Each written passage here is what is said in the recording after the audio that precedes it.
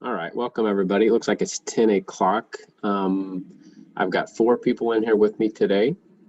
So remember, if you'd read the announcements and everything I talked about last week, today and Wednesday is simply review, answer questions. I can go over anything you'd like me to go over. Remember, the exam is available now, and everybody has until Sunday, October 4th, to attempt it and submit it. And so, again, with everybody who is in here today, just let me know. I guess before I start, let me know specifically, are there any specific questions about the exam? Or is it something in chapter 3 or chapter 2 or 1 even that you'd like me to address to help maybe explain anything or maybe to show an example? You can let me know that now. Again, everybody is muted, but again, you can unmute yourself and ask. I got a couple people are kind of coming in right now, but I'll give you a chance to let me know. I'll just kind of take any questions specifically and then try to, whoever comes in, try to maybe show the whole class. That'll help anybody, help, with your review. But anything at all? Questions?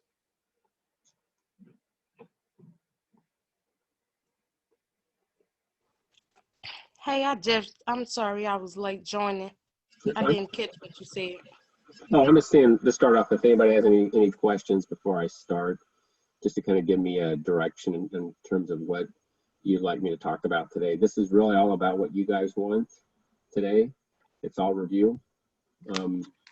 So specifically let me know if there's anything in specific, any chapter you'd like me to address. I do have a couple review problems that I got from the test bank that I can pull up. And it's just basically practicing the business transactions, practicing the debits and credits. But really, I'd rather you guys let me know your area of weakness or anything you'd like me to try and help you out with. I don't know about everybody else. It's still San Marcos. I don't know about everybody else, but I've been doing better on the income statements and stuff, but I just need more practice doing it. Do you want to look at a problem where you've got to put together the financial statements? Yes. I can do that. Give me a quick second. I will pull a problem up. I'll show you two things I'll show you. So I got one problem.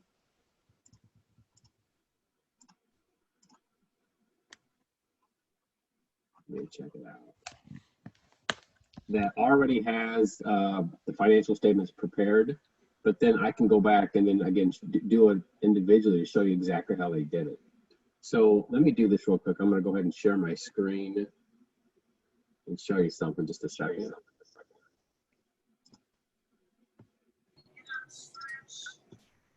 All right. So you should see this. This is just a review problem. And what it is, I haven't assigned this to anybody. I just pulled this problem out of a test bank type of situation where I can just pick problems. And on this particular problem, they want you to do a trial balance, an income statement, an equity statement, and a balance sheet. So just to kind of address, just in terms of just your basic question about the financial statements. First thing is I'll make a note of this, is that a trial balance is not a financial statement. So if that ever comes up with a question, if you had it on your quiz, all the trial balance does is it just proves that your debits and your credits are equal. So what you do is you list all of your accounts. And if this was like from chapter 3, you go to all your T account and get your balances, pull those over, add your debits, add your credits, and just make sure that they are equal. Now, having said that, you don't really need to do a trial balance before the financial statements, because if we just kind of assume at this point that everything does balance, we could just jump right into the income statement. So just to review just the basics of the income statement, and then I'll go back and I'll show you where they get these numbers. But just remember, just the essentials of an income statement is, again, you got the title, the name of the company, and then there's always the date that says for a period ended. And in this case, it says month ended June 30th. So one thing about an income statement is that everything that goes on the income statement is just really two different items. You've got revenues and you've got expenses, and that's it.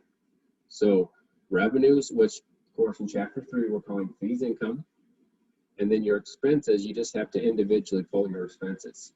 So in this case, in this particular problem, they had one revenue item, and it looks like they had 5 different expense categories. They had rent, utilities, salaries, telephone, and then miscellaneous.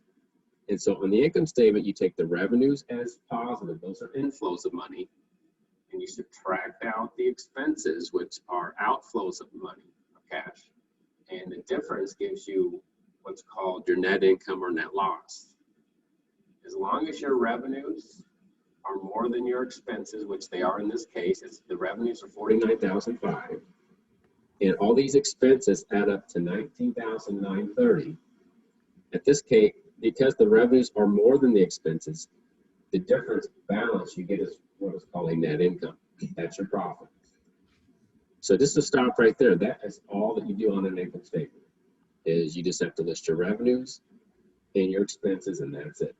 And just make sure that you subtract the expenses from the revenues. And again, in a minute, I'll show you the data where they got this number. Now, remember the sequence. You start with the income statement, and then the income statement then goes to the statement of equity. And on your equity statement, looks something like this. You have a beginning balance of capital. In this case, it was 152. There's that net income. You add that net income from your income statement, and then you subtract out if there were any withdrawals, which in this case they had $8,200 of withdrawals. So the $29,570 is an addition, the $8,200 is a subtraction, and the net effect is that capital is going to go up by $21,370. You add that to the beginning balance, and you get an ending balance in this case. Notice it says the capital is June 30th of $173,370. So again, mark this as your financial statement number 2. So then the third one, which is the balance sheet, is simply just your accounting equation. But note on your balance sheet, it says one date only, June 30th. You list your assets, any liabilities, and then there's that capital balance that's transferred from the equity statement right there. And then in the end, your assets of $216,070 equals your liabilities plus equity of $216,070. Okay, so going back to a problem like this, if on the exam, if you have to prepare a financial statement, this is essentially what you'd be doing. You have to go to the problem. You have to somewhere click these drop-down arrows will give you choices of what account names to pick from. Same thing with your expenses. And then, of course, they're going to tell you where they want you to enter the amounts. And then you'd have to do this for an income statement, statement of equity, and then, of course, the balance sheet. Now, in this particular problem, there were several transactions. And, of course, I've got this in the instructor view, not in the student view. But, if this is a problem where you've got to enter all these transactions like we've been doing in Chapter 3, if we can assume we just did this like we did last week, here is what all of your T accounts at the end of the day would have looked like. Notice you've got cash, accounts receivable, office equipment. These are the same names that we've been using all the time. And so once you do all your analysis, and again, this is Chapter 3, all your T accounts, once you've summarized all these, at this point, then you can prepare financial statements. So if I look at the income statement, and let's say you had your T account set up and they said prepare an income statement, and you want to say, where's my revenue? You'd say, well, let's find fees income, which in this case, you would have already recorded these. There's your T account, and of course, there's the balance of your fees income. So you'd simply just pull that number and put that right on your income statement as your revenue. And then you do the same thing for your expenses. You just find your T account balances. Notice there's rent, utilities, salaries, telephone, and so forth. And you just have to pull these individually, and then you just plug those right into your income statement. So let me just stop right there because I know I'm just reviewing this real quick with you, but are there any questions again about the format or about again what goes into an income statement? This is with anybody. When you go on the balance, can you go back to the balance sheet right there? The balance sheet? Then under owner's equity. My problem that I had was when you go back to the summit of owner's equity and get your capital. The problem that I did was I got it from the beginning, but you got to make sure that you do it at the end, right? Correct. The ending capital, the June 30th, Yes. instead of the June 1st. Yeah. If you pull the 152, and if you try to put that 152,000 as your balance for capital right there, you won't balance. Okay. So yeah, so that's why you've got to, on your statement of equity, think of it as you're simply updating your equity balance. Your capital balance gets updated. You do that first, and then you put that updated capital balance, then you put that on your balance sheet. And you know, in the real world, in real time, all this stuff happens real fast. I mean, I know we're kind of doing it manually in a way, even though we're putting it into a computer. And once all this information has been entered into a accounting software, you would just hit update or hit enter and say prepare the income statement for the equity statement. All this stuff in real time would be updated almost automatically. But the beauty of what we're doing right now is we're going through this so that you understand how it's put together. Okay. But having said that, you know, this is again on the exam, you might have to, and this is, you know, for everybody, you might have to put something like this together. Again, income statement, revenue, expenses. Then you got to do your equity statement. That's number 2. And then you've got to do your balance sheet. That's the third one. Now, other than that, in this particular problem, of course, this had letters A through S, and this was very similar to the problem that we worked last week in class. So it's kind of like saying, you know, let's say you'd already done these, you've already analyzed and entered these transactions into your T accounts, which that's what they're showing you right here. This particular problem just has the answer. And then the next step would then be to take these balances in all of these accounts, and then you put together these financial statements. Okay. And that kind of recaps it up through chapter 3. That's kind of where we're at in terms of everything we've done. Okay, so that's just addressing just the financial statements today. So was there anything else other than the financial statements, again, for anybody that you want me to take a look at with you?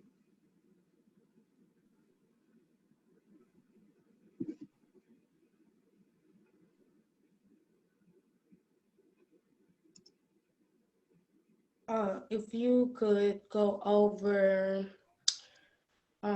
what we went over last week, the one that you helped us with, it was on the homework. You like to do another problem like that one? Yes, because the ones that, Something like that?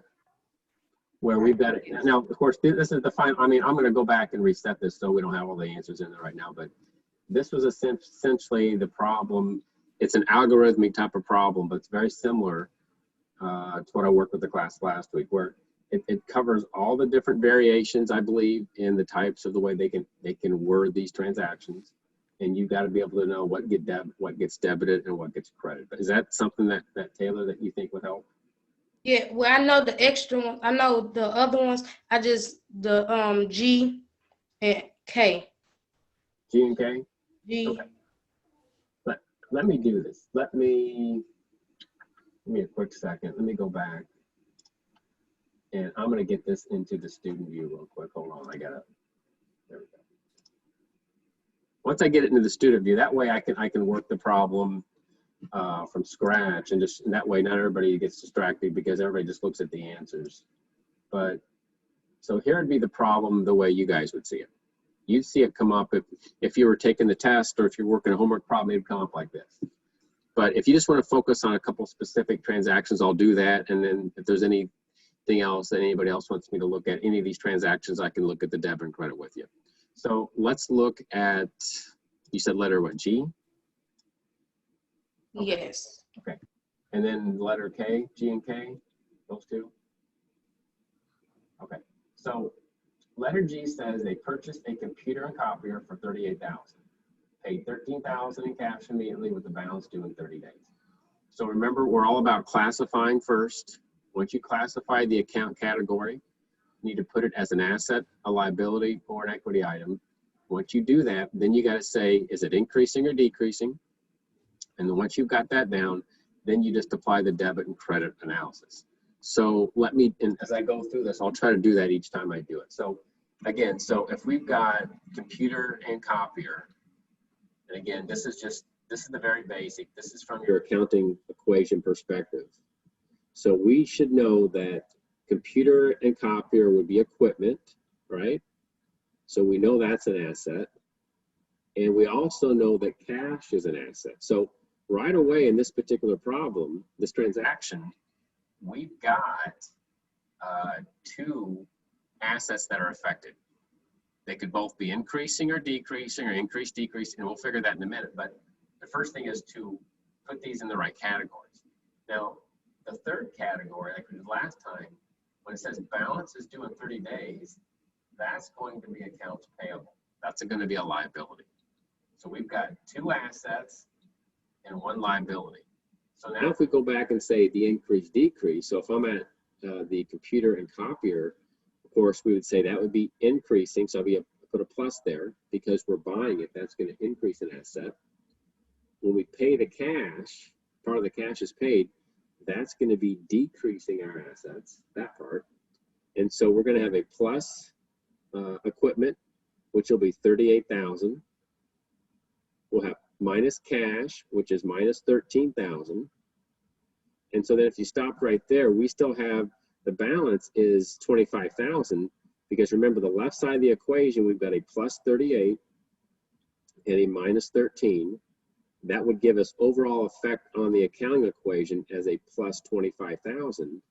That means then that something else on the right side of the equation has to offset that. And in this case, it's going to be an increase to our liabilities by a plus 25,000. All right. So that's how you would look at it just from chapter 2. But when we added the debit and credit rules, now that we say, okay, so we've got asset increase. So equipment has to be debited. Cash, which is decreasing, will be credited because, again, that's the debit and credit rule.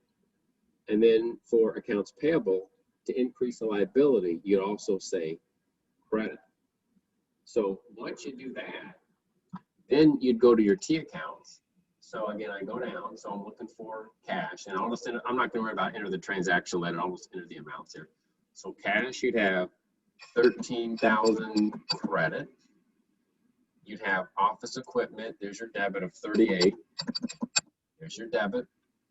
And then accounts payable would get the credit of 25,000. So to recap it, you've got two things. You got the accounting equation is balanced.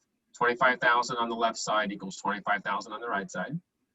And your debits equal your credits. You've got one debit of 38,000. Let me write this out. So again, you've got, whoops, okay. So your total debits here, in this case, are 38,000. And your total credits are also 38,000. And the way you get that is by simply the combined, you'd have the 13,000 credit to cash plus the 25,000 credit to accounts payable. So in this case, again, you've got your debits equal your credits. So let me get that checked. All right, so again, that's just, again, that's maybe going overboard, but that's just one transaction in terms of that's all your thought process is just going through that one transaction. Now, if we go back up to letter, so Taylor, does that help a little bit? Yes, I was tripping on it anyway. I knew that I got that right on there, but I think it was the analyzed part. It was something that we had to add all of them together, and I couldn't get the right answer at Okay. all. Well, I balanced right, but I couldn't get the right answer. So on this one, where it says analyze, where it says what liabilities does the business have after all the transactions have been recorded? On that one, all you'd have to do is go to your accounts payable which is right here. And then whatever your balance is in your accounts payable should be the answer. Now, if you did that and you entered your balance from accounts payable in the analysis section and it marked it as wrong, then all that means is that you must have entered something into one of these cells that you shouldn't have. Okay. Could you do me one favor before we move on? Yeah. Could you go previous? Could you hit previous? The previous You would go back to a previous problem? It was one analysis. It was one analysis that I couldn't figure out. I don't know if it was that one. Well, on this particular problem, it's just all they're asking for is your liabilities. Was there another question on a problem that asked? I think it was 3. The next one. Oh, on this one? Okay. Analysis. Got you. I couldn't get it. Oh, okay. That one just says, what is the change in owner's equity for the month? So to answer that question, when you went to statement of equity, the change would be the net income minus the withdrawals. Oh, okay. So whatever is on your income statement, that gets added. And then I think there was a withdrawal, in this problem, there was a withdrawal of $7,200. Because there's, in letter S says the set withdrew $7,300. And I think, just as I'm scanning this, I think that's the only withdrawal. So in this particular problem, equity would change by $7,300 downward, plus the net income, which would have increased it. You'd have to net those together, and that would be the answer for the analysis. Okay. They were just, and again, going back to that particular question, they were just wanting just how much did owner's equity change by. So it's possible that you had the right equity statement, but you just entered the wrong number. Maybe you just didn't know what number to put in there, but they just want the difference. They want beginning equity, went to ending equity. What was the difference? How much did it increase or decrease by? And I think in this one, it would have increased.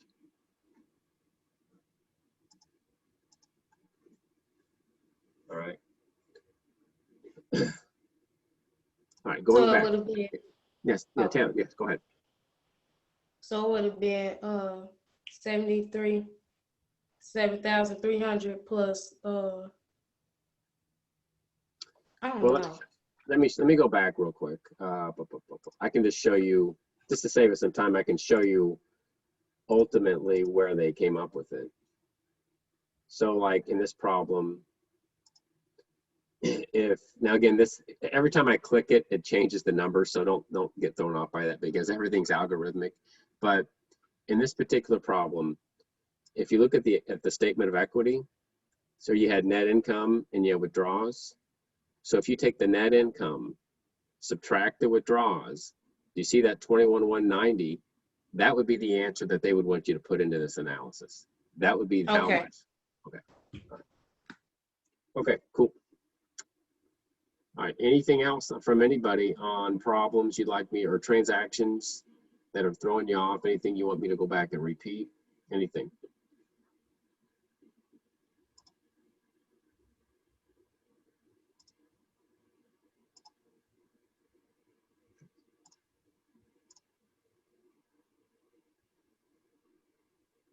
Do you review the quiz?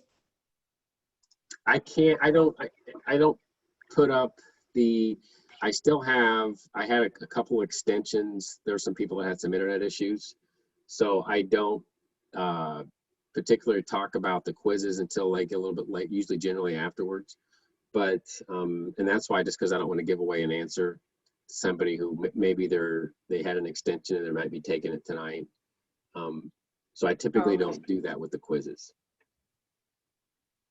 But anything on homework problems, or if you had a specific question, I can definitely talk about that.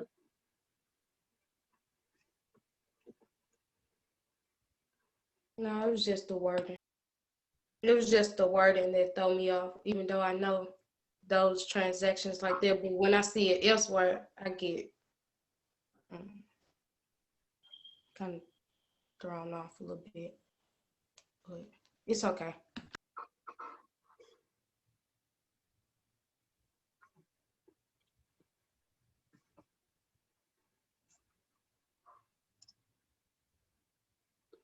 notice, and this is for everybody on this problem, here's a problem. This was like from chapter 2, and there'll be some stuff on the exam where you'll be asked about how some of these transactions specifically affect the accounting equation. So in other words, not every question is going to be about debits and credits. Debits and credits, yeah, I will ask you about that stuff. But you could get problems like, for example, here's one. Of course, this is with the answer already worked out, and I can clear it. And if anybody wants me to work a couple, it's up to you guys. But there could be a question like, for example, if the problem said perform services for $66,590 on credit, and the question could be worded saying, for example, what accounts would be affected? You know, so you would say, of course, if it was perform services, you'd say revenue, and on credit, you'd say your assets. So the way sometimes some of these questions get asked do relate to specifically this accounting equation. So you may not always have to enter the transactions into the equation. You just have to know how the transactions affected the equations specifically as well. So in this case, you'd say, well, equity would increase and assets would increase. So sometimes you might get some questions like that. So I'm just kind of giving you, not to give anything away. I'm just saying you got to know, on this accounting equation. Of course, you're not going to have to do a complete full problem like this necessarily, but you've got, here's your assets, liabilities, and equity. You could be asked specific questions about how each of these transactions impact your equation. And the way the questions could give you the answer would be assets increase or assets decrease, or you might get something where assets aren't changed. Like in this case, like look at number 3. Number 3 says, receive $10,300 in cash from credit clients. So let's say that was like a question, and the way let's say the way they would ask the question would be, how would transaction number 3 impact the accounting equation? And you have to say, well, okay, let me think about this. So you got cash, which is an asset, and from credit clients, that's accounts receivable, that's another asset. So in this particular type of transaction, you would have 2 assets affected, right? Cash and accounts receivable. And if you look down at the answer, you've got cash is increasing and accounts receivable is decreasing. And so different ways they could ask the question, one answer could be total assets are not affected, because in total, your total assets, your individual assets increase and decrease by the same amount. So the net effect is, just based on just looking at transaction number 3 alone, you have a plus 10,003 and a minus 10,003. You might say total assets are unchanged. That is correct. That's the basic premise of how the way some of these questions could be asked. So just kind of going back, you really need to know not just the debits and credits, but you'll also be asked how these type of transactions impact the equation. And the thing about this exam, since you get 2 hours, I mean, I would definitely have like a scrap piece of paper written down with some note taking or whatever. And if you come to a question like that, maybe write the equation out and kind of write it out how you think it's going to be impacting the equation, and then jot down what you think it is, and then try to answer the question. That's how I would do it. Okay. Could you do 5? Transaction number 5. All right, number 5. And I'll just leave this up just because of our time, and I could, it'll save me time going back and forth between the other screen. But on number 5, where it says sent a check for $2,700 in partial payment of the amount due creditors. So you should know that check means cash. So sending a check means you're paying money. You send a check, that's cash. And you're paying, it says due creditors, that's your debt, that's your liability. So that's got to be accounts payable. So under the equation, you'd have cash impacted. So you have 1 asset and 1 liability. So for now, the only liability you guys are going to get is accounts payable. So you got to be thinking, okay, sent a check, so cash should be decreased. And if you look at the answer right here, they put it in brackets, that's a decrease. And you're paying off your creditors. So if you go to accounts payable, there's the other decrease. So both your liabilities is going down, as is your cash. And so if I were to kind of write this out, if I had a whiteboard and I was doing this like in class, and we were just looking at the equation, I would write it out something like this. And I just say, okay, you've got cash, decrease, accounts payable is also decreasing. And they're both decreasing by 2,700. And it's just that the way they want you to enter them in here is when you put that negative, it pops up as a bracket, which just means decrease. So that's one way that they can ask the question. And then again, the other way they might word it is they'd say, what specifically accounts, or how would this transaction impact the accounting equation? And if it asked that way, you'd say, well, assets decrease and liabilities decrease, and that would be the correct answer. Does everybody follow? So in some of these problems, again, the way they might be asked, and again, this is in the multiple choice, is you could get an accounting equation transaction type of problem in a multiple choice, and the way they're going to want you to respond, is, at least the correct answer will be, you might say assets, like in this one, you'd say assets decrease and liabilities decrease, and that would be the correct answer choice in terms of what they would want you guys to put. Okay, one more thing, and then I'm done asking questions. You're fine. No, anybody's. You're good. The analyze. Can you hit the analyze? So on this one, it just says That's the one. Okay. So, Yeah. okay. So if you had a question like that and you had to do an analysis and it just says, what is the amount of total assets? So if I went back to the actual equation in this problem, and this is again, let's say you worked all the problem out, and at the end you're going to have to get a total for every asset. You got 4 assets: cash, accounts receivable, office furniture, and auto. And so once you've added up each column, netted them like the increases and the decreases, at that point you then have to add your assets. So you'd say you take your cash plus your accounts receivable plus your furniture plus your auto. So these 4 numbers, you'd have to add those together, and then that would be your total assets. So in this case, it was 145,510. That's what they came up with.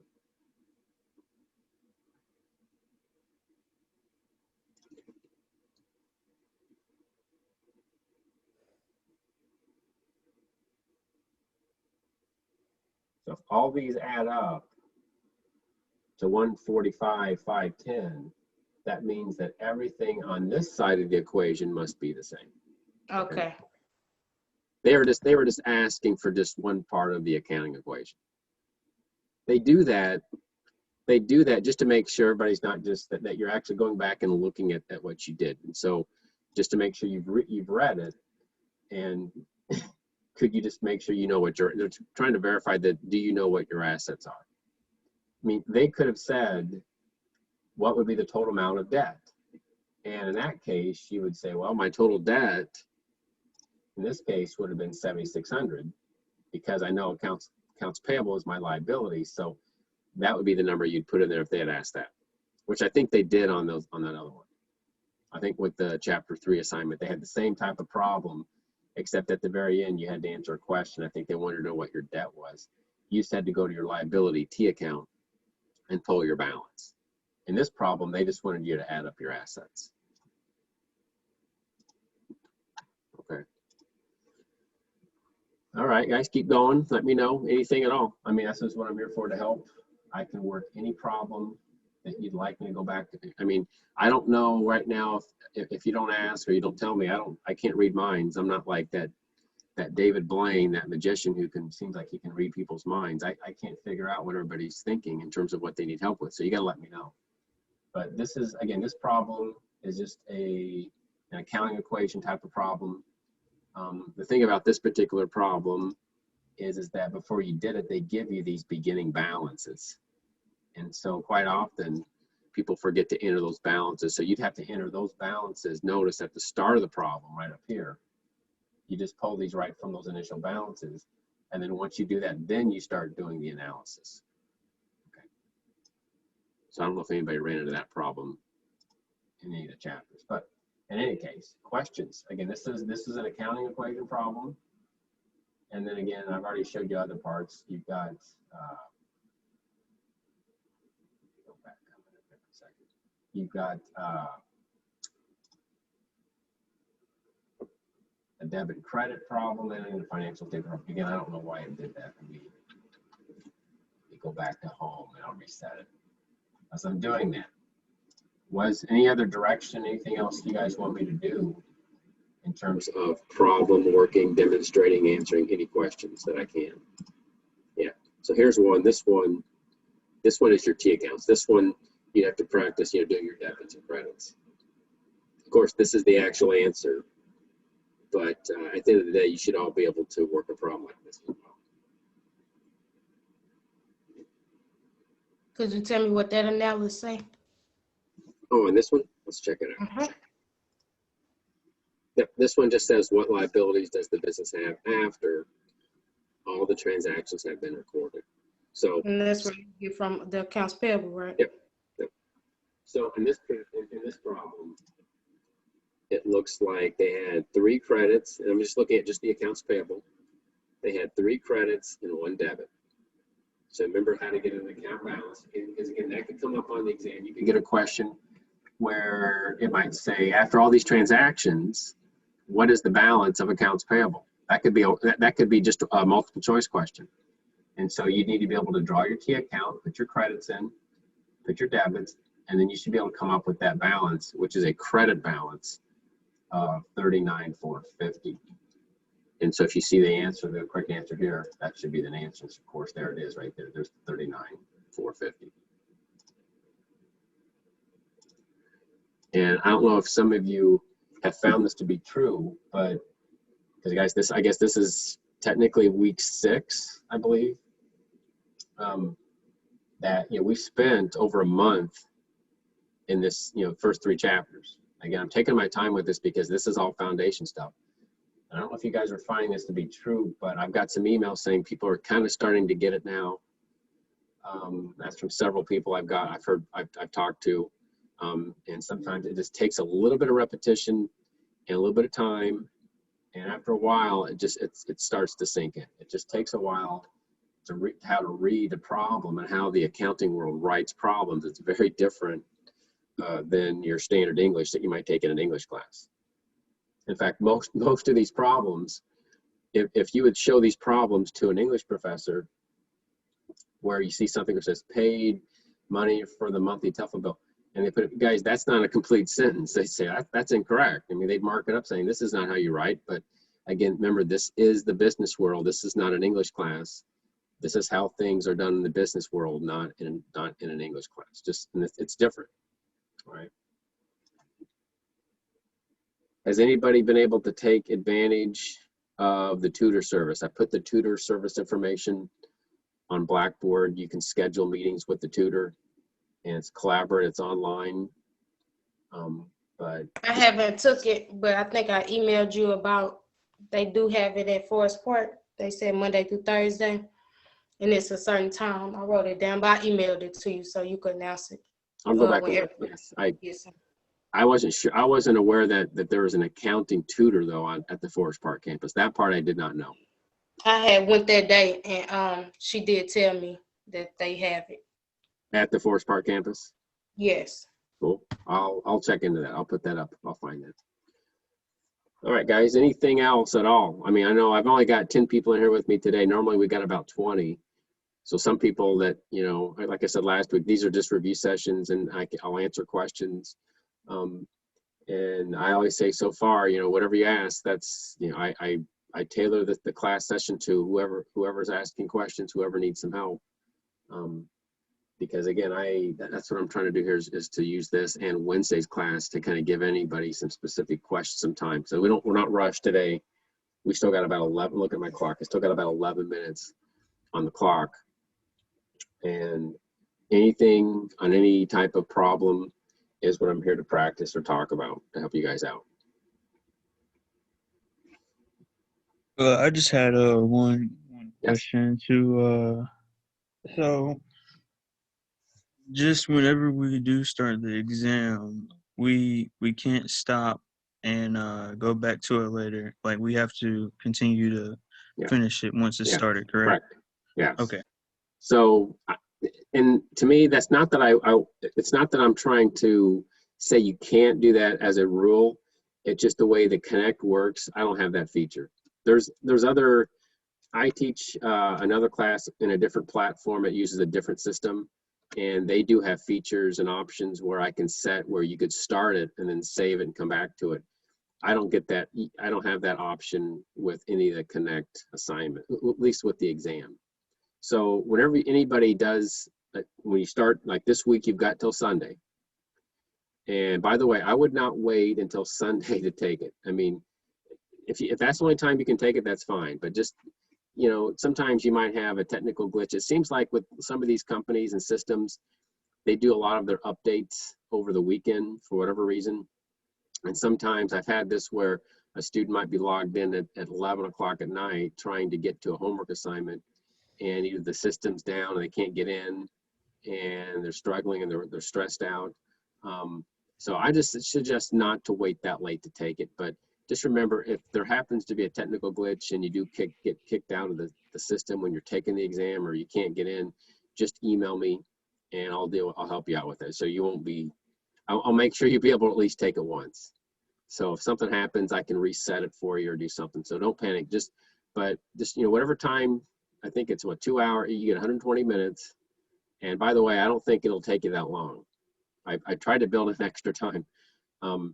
I think probably on average, it might take everybody maybe 75 minutes, you know, to maybe an hour and 15 minutes to sort of take the test. But you get 120. So that's, to me, more than sufficient, enough time that you're not rushed. You can take some time and to just follow that study guide. I think it's what, 40 questions and 2 problems, I believe. 2 of the problems, you know, one of the problems, you gotta do the T accounts. You have to enter your debits and credits. And then another one is you'll have to do your financial statements. All right. I think those are weighted each at like 10 points each. And then what I do is Connect automatically grades those based on their criteria. But sometimes I don't always agree with their grading structure in terms of how they do it. So even after the exam on October 4th, depending on what your results are, I still go in and look at what you submitted for those 2 problems. And there's a chance that I could edit your point totals and possibly give you more. I can't think of a situation where I would take points away. Usually it's where I would add points to your exam, if that's going to be the case. All right. But yeah, no save later option. So I would suggest set a quiet time, just set a 2-hour time slot anytime this week that works for your schedule. And then make that as your test day for yourself. And I would have your note, again, it's open book, open note. I would have all your notes available, your scrap paper, whatever, and then just, you know, do your best.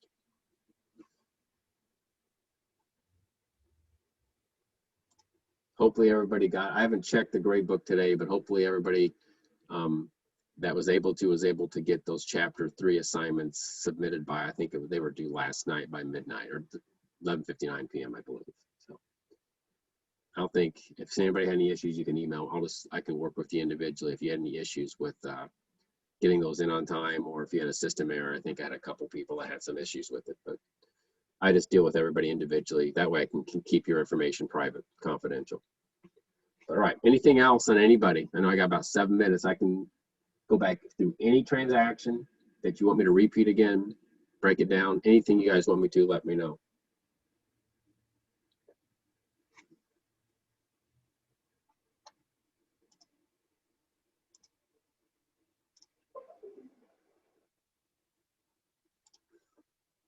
Everybody's feeling good about this test then? It's nobody's asking. Are you recording this? Yes.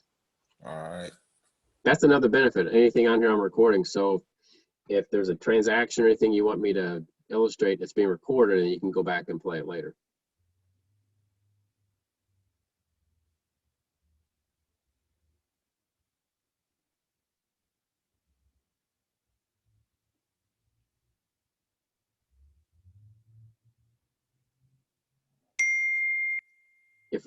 If I'm not hearing any questions, I'm assuming it's either you can't think of anything to ask, or you feel like at this point you're at least a little more confident with what you need to do with this week's exam. I guess that's how I am interpreting it. Since I'm asking.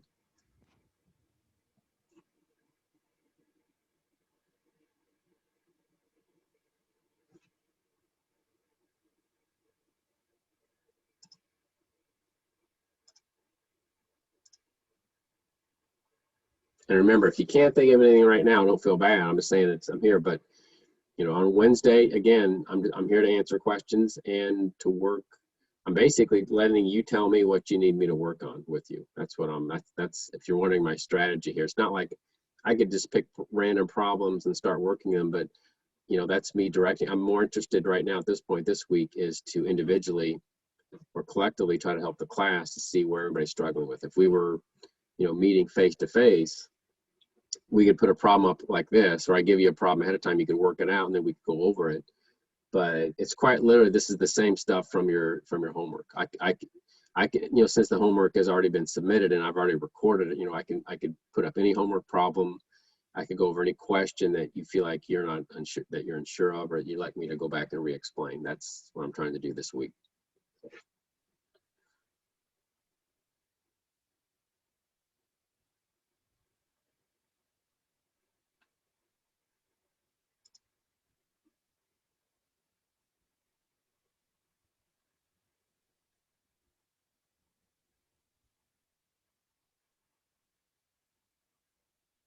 Nothing, nobody's got anything? I answered all mine. That was all I had. Good, yeah, thank you. Yeah, I'm Taylor, very good. But did anybody else have anything at all that I can help you out with today? Anything?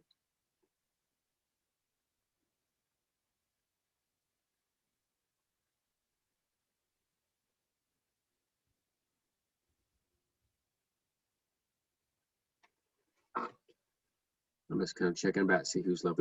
There's still about 7 people still in here. So again, I'm not just trying to take up anybody's time, but yeah, if there's nothing else, or if between today and Wednesday's class, if you think of something, let me know. I don't have, at this point, I know, you know, I wrote the test. I've got all the questions assembled. I know what I've covered. I know I've covered everything that's on the test at this point. There's nothing new. So at this point, I came up with these 3 review type of problems. These essentially cover all of the concepts that we've been working on the last 6 weeks. So that's why I put these up, just to kind of keep it simple. But you know, any specific questions that comes up between now and Wednesday, that's what I would say for Wednesday. Come in and let me know. I'll be glad to go over it with you. So this is almost kind of like a free office hour for everybody as well too, is I can give you 50 minutes of whatever you want me to talk about in terms of chapters 1, 2, and 3. Oh, and by the way, don't forget, you know, go back over, you know, because we spent, you know, chapters 2 and 3 covering these transactions, but don't forget, you know, go back and review some of that stuff in chapter 1. There are some questions about like the, you know, the FASB, SEC, you know, some of those, you know, the governing body of accounting. Make sure you know a GAAP, generally accepted accounting principles. You know, there's some stuff on that too. So there's, you know, it's chapter 1 is lightly tested, but there's some stuff you might want to go back and review in the PowerPoints and in chapter 1 to make sure that you got that part of the test as well.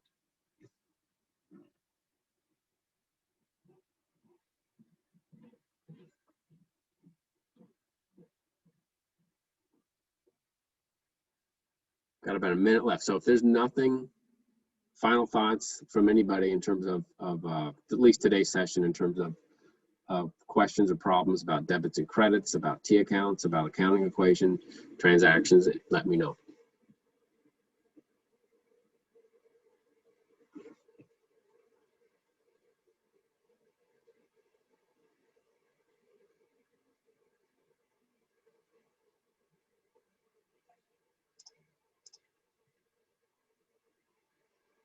Okay, well guys, if you guys haven't, if there's nothing else, that's fine. On Wednesday, it's basically just like today. I can bring up other problems, but you guys gotta let me know.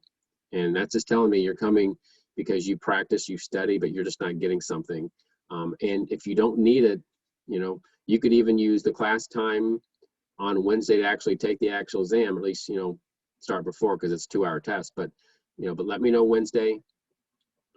If you show up, that's fine. Remember, these sessions this week, everybody gets marked as attending, but these are optional this week. This is just for review.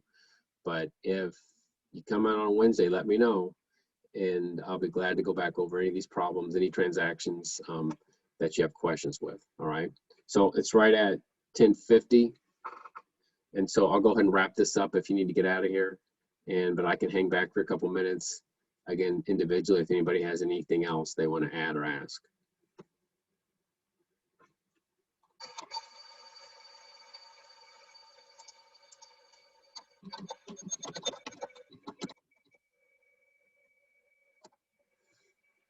All right, if there's nothing else, I'm gonna go ahead and wrap this up. And then if I see anybody, if I see you on Wednesday, that's great. And again, please, I'm here to go over anything you'd like me to assist you with about anything on the accounting equation or again, the debits and credits. And again, I'll put this recording up in Blackboard later today. All right, cool. All right, guys, have a good one.